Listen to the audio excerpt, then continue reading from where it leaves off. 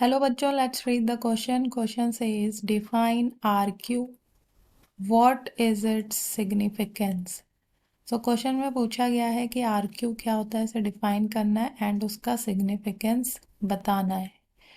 की concept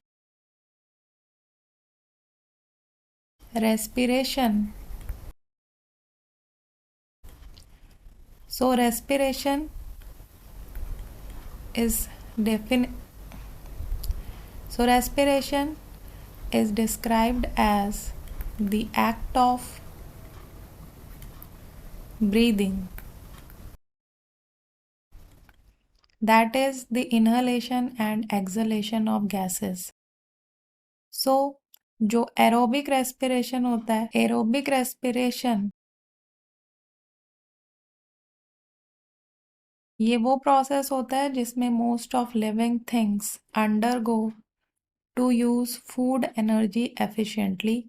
and aerobic respiration में oxygen is consumed and जो कार्बन डाइऑक्साइड होती है is release. So aerobic respiration जिसमें फूड का ब्रेकडाउन होता है with the use of oxygen and oxygen जो है वो कंज्यूम होती है and carbon dioxide and energy release होती है. सो जो एक्चुअल रेशो होता है of the volume of CO2 जो एलिमिनेट हुआ है to the volume of oxygen consumed, उसे कहते हैं respiratory quotient. Respiratory quotient and in short इसे कहते हैं RQ. एंड ये होता है volume of carbon dioxide eliminated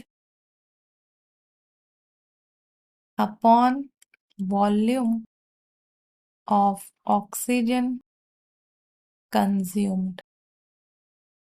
सो कितना कार्बन डाइऑक्साइड एलिमिनेट हुआ है बाय कितना वॉल्यूम ऑफ ऑक्सीजन कंज्यूम हुआ है, इसे कहते हैं RQ respiratory quotient. And it depends on the type of respiratory substrate use during the act of respiration. And most commonly जो सबस्ट्रेट यूज होता है दैट इज ग्लूकोज. एंड जो respiratory quotient होती है इसकी वैल्यूज होती हैं जैसे RQ for carbohydrate is approximately 1 and for fats this is for carbohydrates and for fats ये होता है अप्रॉक्सीमेटली 0.7 एंड फॉर प्रोटीन्स ये वैल्यू होती है अप्रॉक्सीमेटली 0.8.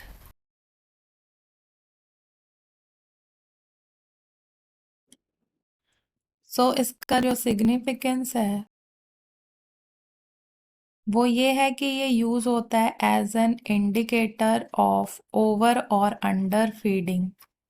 सो इंडिकेटर की तरह ये यूज होता है एंड ये प्रिडिक्ट करता है weight gain in non insulin dependent diabetic patients.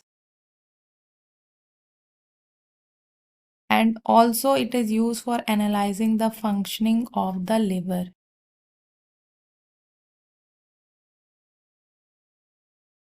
So these are the application or significance of respiratory quotient.